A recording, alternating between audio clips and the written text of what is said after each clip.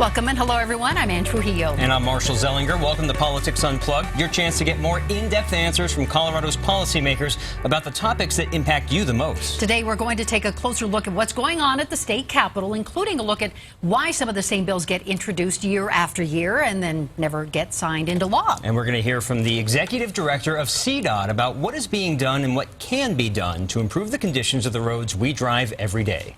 Strapped for cash? In recent years, CDOT has fast-tracked many road projects, like improvements along the US 36 corridor between Denver and Boulder by adding toll lanes. The road is in better shape, but drivers using those new lanes are now billed a couple of bucks. The toll that you pay changes depending on how busy the highway is at the time. Now, the same thing is happening along the I-70 corridor. CDOT opening a new eastbound toll lane on busy weekend days this winter. Drivers heading home after a long day on the slopes can choose whether getting home a few minutes early is worth the variable amount, I should say, that they are charged if they use that toll lane. But dozens of other projects across the state have been put on hold while CDOT works with lawmakers to find money for these improvements. And of course, here to discuss some of the challenges of Colorado's roads and the cost of those solutions is Shailen Bhatt, the Executive Director of the Colorado Department of Transportation. We're excited to have you here today. Thank you. It's good to be here. Mr. Bhatt, thanks for being here. One of the first questions, no matter where you are in this state, if you're in Denver, if you're in Glenwood Springs, if you're in the whatever far reaches of Colorado, you're concerned about the roads you drive at that time of the day. How does CDOT prioritize which areas get the money that is in such dire straits that you have already to be spent on roads to repair? Well, I can tell you a bad way to do it that I've seen in other states is it gets divvied up politically. That is not the case in Colorado. In Colorado, we have formulas. We have a transportation commission that is representative, that represents the various parts of the state, and they come together with a statewide view of what is best for the system and not necessarily parochial or local interests. And I think it's a pretty robust system. We also have MPOs, Metropolitan Planning Organizations, or TPRs. We have lots of acronyms in transportation. But basically, these are local elected officials who are coming together with our folks and other community groups to say, here are our transportation priorities. Okay, but literally, I mean, do you have people going out and looking at these sites? You're not just taking someone's word for granted, knowing that people have varying interests in getting their projects done first. Yeah, absolutely. So we have professional engineers, we have professional planners, and I want to differentiate between asset management, so projects that repave roads or rehabilitate existing bridges, versus what a lot of people think of, which are new projects where we want to go and build a new road or add capacity. We're very focused on an asset management system that looks at deterioration curves for pavement. So we want to get out there. There's an optimum time, just like repairing your roof, to get out there and repave these roads. And that's what we're very focused on right now, is making sure we're taking care of the system we have, because we don't have enough money. Because you have a rating system, right? For example, we hear a lot about our bad bridges. Yeah, we have. In fact, if you look at, I know a lot of people don't like the faster fees that were implemented a few years ago, but we've actually taken care of most of the bad bridges in Colorado. In fact, one really bad bridge that we're going to be working on soon is the I-70 viaduct here in Denver. And again, we're up into the teens now in terms of bridge condition in the country. So we're doing better, and we have conditions, but the bottom line is there's not enough money to go around right now. When it comes to money, the governor has already said he'd be all for a bonding bill, which I believe, $3.2 billion for 60 projects, but he's not for it unless we can figure out a way to generate new money for CDOT. What would $3.2 billion do for you right now? Well, and as the executive director of an agency that likes to go out and build things, $3.2 billion would do a lot for us. So, for example, with $3.2 billion, we could widen I-25, basically from Colorado Springs up to Fort Collins. We could do things like the westbound peak period shoulder lane. There's statewide paving projects. I mean, literally $3.2 billion, every Coloradan would be able to see an improvement in their transportation condition.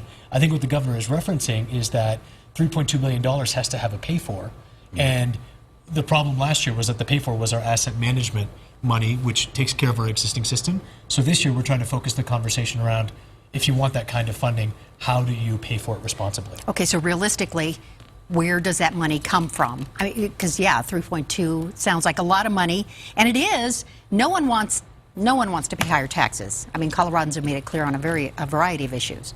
Yeah, I am both optimistic and a little pessimistic. I think that it's strange that it's not just a Colorado issue.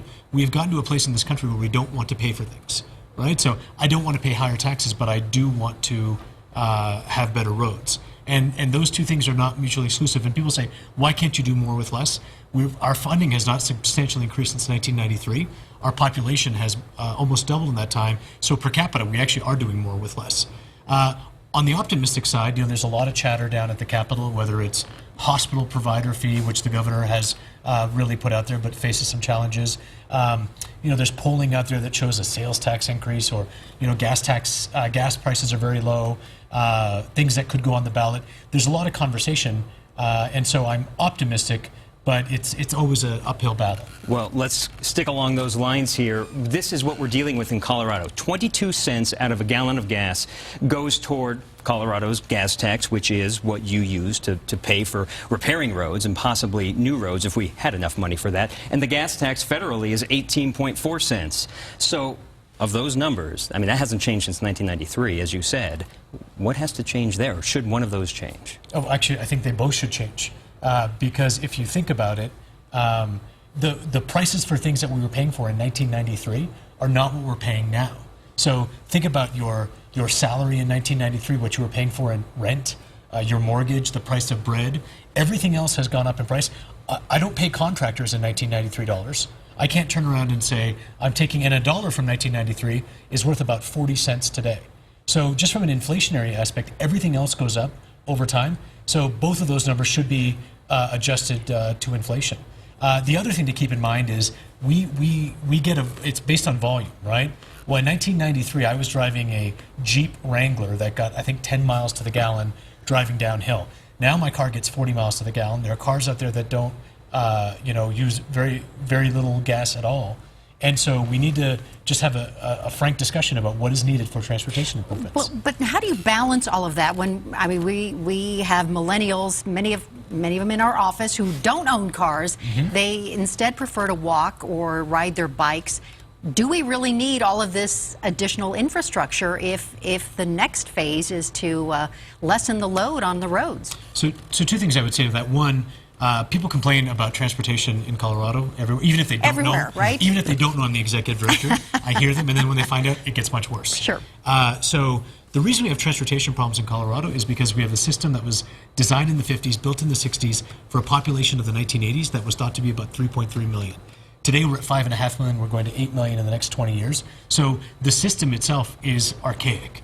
Secondly, those millennials, they may not, and I see them, we have them, we know that they want to take transit, and we love the multimodal aspects.